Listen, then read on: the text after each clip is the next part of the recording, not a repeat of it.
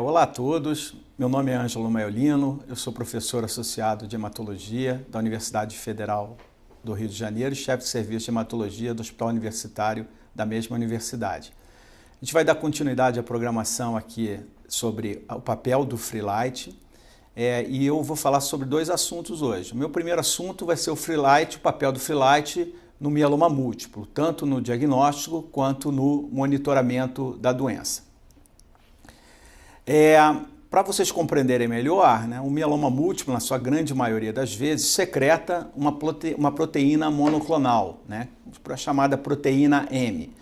Vocês veem aqui esse exemplo, um plasmócito normal, ele vai secretar todos os subtipos de cadeias de imunoglobulina, IgG, IgA, IgM, IgD e IgE, e quando a gente corre uma eletroforese de proteína, vai se ver essa curva, com as proteínas, as imunoglobulinas correndo aqui entre a região de gama e a região de beta. Então essa é uma curva de uma eletroforese de proteínas séricas normais. Quando se tem um clone maligno, um clone do mieloma, ele vai produzir apenas um subtipo de imunoglobulina com um tipo apenas de cadeia leve. Quer dizer, IgG-kappa, IgG-lambda, IgA-kappa, IgA-lambda, etc. Quando a gente vai fazer uma eletroforese de proteína, o que vai se ver é uma curva como essa aqui, com a presença de um pico monoclonal na região de gama, nesse caso aqui, que vocês veem que é muito parecido com o pico monoclonal da albumina. Dentro desse critério, vocês veem aqui com maior detalhe, um subtipo de mieloma do subtipo IgG. E vocês veem aqui o pico monoclonal, essa eletroforese de proteína sérica, que é a albumina. Nesse pico monoclonal tem mais quantidade, inclusive, do que a albumina. E aqui, isso é muito importante, por isso que a gente deve sempre pedir o gráfico. Vocês podem observar que, pelo gráfico, é medido a quantidade de proteína monoclonal que esse paciente tem. Aqui tem a quantificação. Podem ver aqui, 5,79 gramas de proteína monoclonal, enquanto a albumina deu apenas 3,78. Quando corre aqui na região de gama, é muito provável que seja um subtipo IgG. Mas para se determinar exatamente qual tipo de proteína monoclonal a gente está lidando, a gente deve fazer sempre esse exame que está aqui. Aqui é a antiga imunoeletroforese. O exame ideal a se fazer é a imunofixação. Aqui está a corrida eletroforética e vocês veem aqui que o subtipo desse mieloma, aqui é anti-gama, anti-alfa, anti-Mi, para IgM, anti-kappa e anti-lambda. E aqui vocês veem que é um mieloma do subtipo IgG-kappa. Bem fácil, bem mais fácil do que essa curva que está aqui. Esse exame aqui foi abandonado. Então, a imunofixação da proteína sérica, além da eletroforese de proteína sérica. Tem algumas situações em que o plasmócito anormal não vai secretar uma imunoglobulina inteira, intacta no soro. Vai secretar apenas um excesso de cadeia kappa ou um excesso de cadeia lambda. E como essa é uma molécula pequenininha, ela vai ser eliminada pela urina. E aí vocês veem que tem que ser feito a eletroforese de proteína urinária. Aqui está a curva eletroforética de proteína urinária, E vocês veem, essa é a normal, e aqui um pico monoclonal que corre na região de gama na proteína urinária. E aí, quando se faz a imunofixação, o que se identificou aqui? Apenas cadeia kappa na urina sendo secretada. E aqui um outro exemplo, também de urina, a secreção de cadeia leve lambda. Então, é fundamental para se fazer o diagnóstico a identificação da proteína monoclonal, tanto pela eletroforese quanto pela imunofixação do sangue e da urina. Qual a importância, então, do Free Light nesse contexto do diagnóstico? Vamos ver, então, primeiro os critérios de diagnóstico de mieloma. Esses são os critérios antigos, Já existe uma modificação que eu vou mostrar para vocês mais à frente, O mieloma ativo, o mieloma sintomático, ele é diagnosticado quando tem a presença de mais de 10% de plasmócitos clonais na medula ou pela presença do pico monoclonal, certo? Mas com sintoma. O paciente tem que ter esses sintomas que são definidos pelo esse acrônimo CREB, uma elevação do cálcio, uma disfunção renal, anemia ou lesões ósseas líticas. É muito importante fazer o diagnóstico diferencial com mieloma smoldering, assintomático, e com a gamopatia monoclonal de significado indeterminado. Então, a gamopatia monoclonal de significado indeterminado tem menos de 3 gramas de pico monoclonal e menos de 10% de plasmócito na medula. E o mieloma Smoldering, ele tem mais de 3 gramas de pico monoclonal ou mais de 10% de plasmócito clonal na medula. Ambos não têm as manifestações designadas pelo acrônimo CREB, não tem sintoma. Qual é o papel, então, do Freelite? O Freelite é a avaliação das cadeias leves e livres. Aqui vocês veem bem claramente nesse diagrama, aqui é uma imunoglobulina intacta, né? Vocês veem com a cadeia leve, a cadeia pesada, e o Freelite está aqui, né? Uma cadeia leve e livre de capa, né? Essa região Hayden, né? Ela fica exposta aqui, ele fica solto, então a cadeia leve fica completamente exposta e ela pode ser dosada no sangue. Ela pode ser dosada tanto a cadeia que está envolvida, né? Vamos supor no caso capa, quanto a cadeia não envolvida, no caso lambda, né? E qual é a sensibilidade desse exame quando comparado à eletroforese de proteína e à imunofixação? É muito superior. A gente pode ver aqui alguns exemplos, né? Se a gente faz só a eletroforese de proteína, no caso do mieloma secretor, cerca de 90% vai ter a presença do plico monoclonal. Se a gente faz as cadeias leves e livres, mais de 90%, quase 97% vai ter uma alteração dos níveis e da razão da cadeia leve e livre. Nesse caso aqui, por exemplo, quando a gente tem um mieloma apenas cadeia leve. Se faz só a eletroforese, 45% de positividade, e se faz a cadeia leve e livre no sangue, mais de 99%. A amiloidose eu vou falar em outra aula, né? E aqui tem um exemplo bem emblemático, né? Se a gente faz só eletroforese e imunofixação, cerca de 3% dos mielomas são não secretores. No entanto, nesses casos não secretores, quando a gente faz a dosagem da cadeia leve e livre, 80% vai ter uma alteração no Freelite. Então, esse exame é fundamental, é crítico nessa situação dos pacientes também com mieloma, do antigo mieloma não secretor. Aqui, só para confirmar o que eu falei anteriormente, a eletroforese de proteína sozinha não é sensível ao diagnóstico. Então, não basta fazer a eletroforese sozinha. Vocês veem aqui a eletroforese sozinha, dando uma sensibilidade diagnóstica de 87% no mieloma. Quando a gente combina a eletroforese com a imunofixação de proteína sérica e a imunofixação de proteína urinária, sobe para 98,7% essa sensibilidade. E quando se combina a eletroforese, imunofixação e a cadeia leve e livre no sangue, pode chegar praticamente 100% dos casos podem ter uma alteração de uma das três ou de todas as três. Então, utilizar o Freelite associado à eletroforese e à imunofixação melhora em muito as taxas de detecção. Tira, por exemplo, aqueles casos de mieloma não secretor e eles passam a ser incluídos no grupo de mieloma secretor. Outra questão bastante importante relacionada ao Freelite, a dosagem de cadeias leves e livres no sangue, é que eles podem ser preditivos, né, da progressão da gamopatia monoclonal de significado indeterminado e do mieloma Smoldering para mieloma sintomático. É um exame tão sensível, né, que ele pode detectar uma maior propensão à progressão desses pacientes que têm mieloma assintomático ou que têm MGUS, né? Então, pode ser uma ferramenta importante no acompanhamento desses pacientes. Aqui vocês veem, pacientes com MGUS, a possibilidade de progressão para mieloma múltiplo. Aqui em azul, aqueles pacientes que têm, isso aqui em anos, né? Com um Freelite, uma relação do Freelite. O que é a relação do Freelite? A relação entre cadeia envolvida e a cadeia não envolvida, certo? Então, uma relação de cadeia leve e livre, envolvida contra não envolvida, anormal, a progressão é muito mais lenta ao longo do tempo. Já um ratio, né, uma relação anormal do Freelite, leva a uma progressão muito mais rápida de MGUS para mieloma.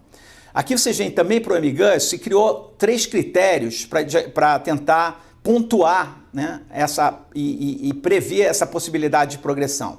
Então, pacientes que têm um Freelite anormal, o ratio anormal, a relação anormal do Freelite, que tenham um MGUS não IgG, IgA, IgM, ou que tenham um pico monoclonal superior a 1,5, se ele tiver os 3 fatores, ele vai progredir muito mais rápido do que aquele paciente que não tenha nenhum desses 3 fatores. E aqui é apenas um fator e aqui 2 fatores. Então vocês veem que a conjunção desses exames é importante como fator preditivo e pode estar recomendado no acompanhamento, no segmento dos pacientes com MGUS.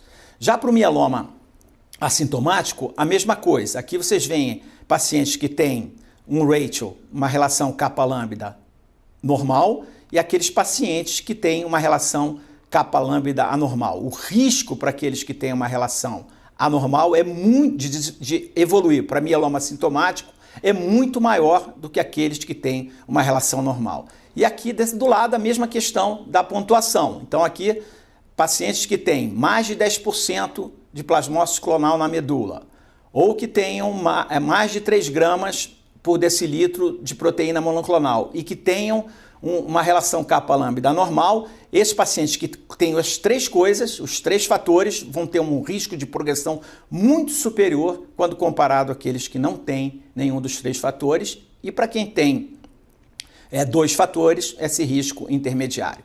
Então, certamente o Freelite deve ser incorporado ao segmento desses pacientes com MGUS e com mieloma smoldering ou sintomático.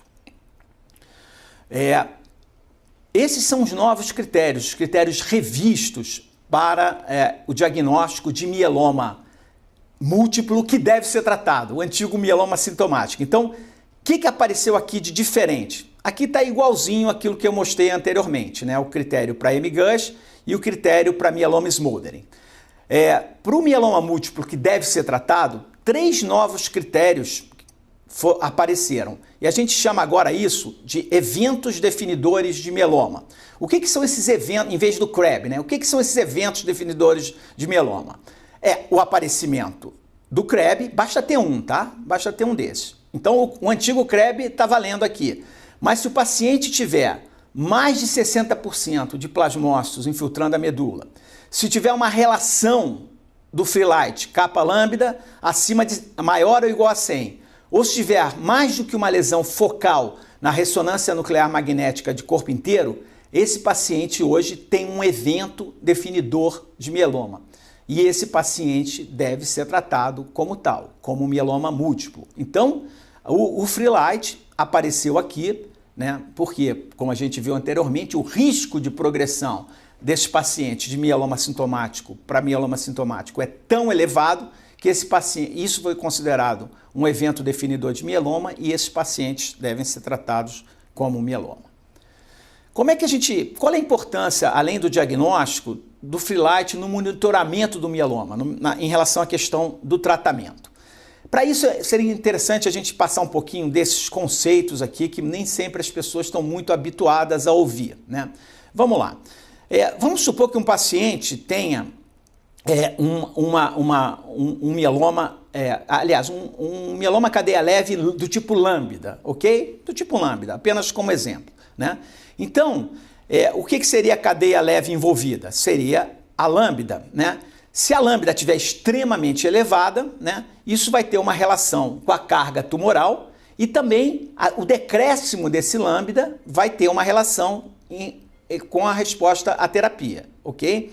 Se a gente considera a cadeia leve não envolvida, qual vai ser? Vai ser a cadeia kappa, que vai estar lá, ela pode se elevar porque é policlonal e vai estar baixa. O que vai acontecer na razão kappa-lambda?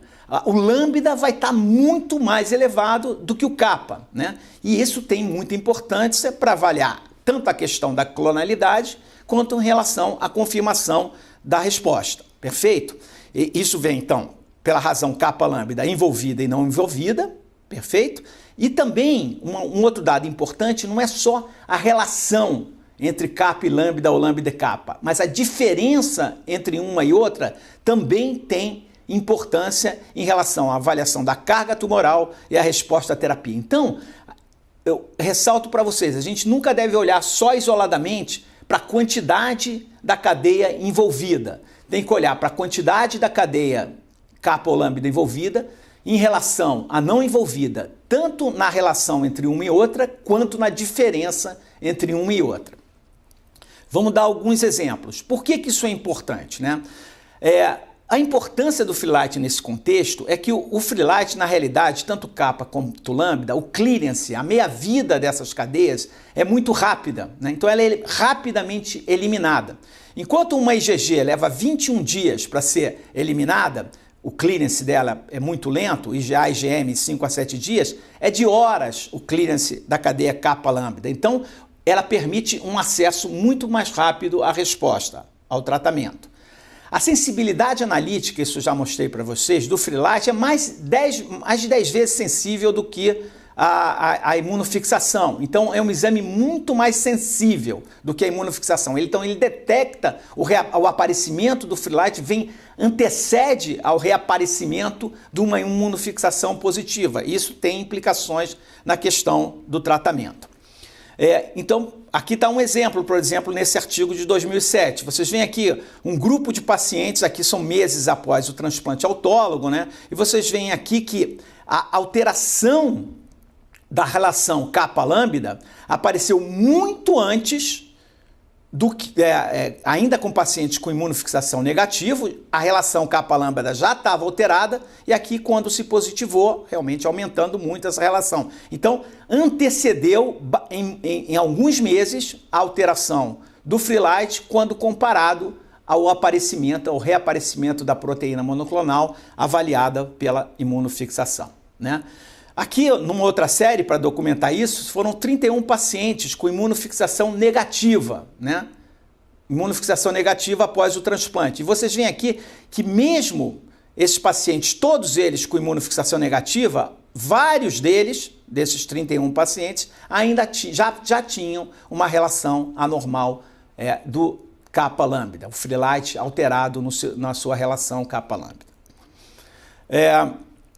É tão importante essa questão relacionada ao clearance, ao desaparecimento, à normalização do Freelite e a sua volta, que um novo critério de avaliação de resposta do mieloma múltiplo definido pelo International Myeloma Working Group incorporou um novo tipo de resposta, né? Antigamente a gente usava só a resposta completa para avaliar nossos pacientes. Então, o paciente que tinha uma resposta completa tinha uma imunofixação negativa no soro e na urina e tinha menos de 5% de plasmócitos clonais na medula. Permanece isso, mas foi incluído a resposta completa stringent para pacientes que tenham esses dois fatores e também uma razão kappa-lambda normal. Então, a incorporação do Freelite como resposta a partir daqueles dados que eu apresentei, ela está estabelecida. Então, um paciente com remissão completa, para ser stringent, ele tem que ter uma relação kappa-lambda normal. Aqui a gente são os dados que realmente comprovam que essa obtenção da remissão completa, que a gente chama de stringent, né, que praticamente não tem tradução, ela se correlaciona com a sobrevida global. Você vê aqui uma série de pacientes, né, onde 25% deles tinham uma resposta stringent após o transplante. E aqui são as outras taxas de resposta. Vocês veem as curvas de sobrevida, claramente para quem tinha remissão completa ou mais, muito melhor sobrevida do que as outras circunstâncias. Remissão parcial muito boa, remissão parcial, doença estável ou doença progressiva, que é um prognóstico péssimo. Vocês veem aqui, só avaliando a resposta completa stringent comparado com a remissão completa e comparado com não remissão completa, as diferenças marcantes na curva de sobrevida. Então, a obtenção da resposta stringent definitivamente leva a uma probabilidade de sobrevida global muito superior à obtenção das outras respostas. E aqui vocês veem que também a manutenção dessa resposta completa stringent ao longo do tempo leva a um resultado muito superior quando comparado àqueles pacientes que perdem a resposta completa stringent.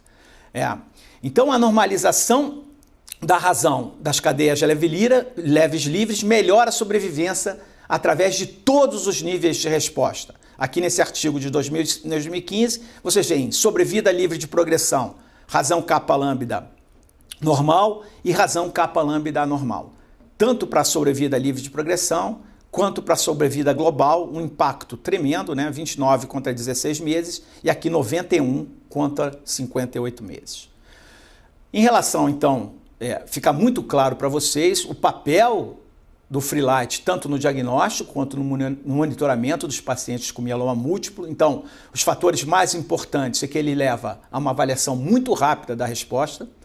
A sensibilidade é superior à eletroforese de proteína e à imunofixação. Ele detecta a doença residual e a recidiva precoce. E a intensidade da resposta pelas cadeias livres está correlacionado com a sobrevivência. Então, é muito importante a incorporação desse exame, do Free Light, tanto no momento do diagnóstico quanto no segmento dos nossos pacientes com mieloma múltiplo. Era isso, então. Muito obrigado.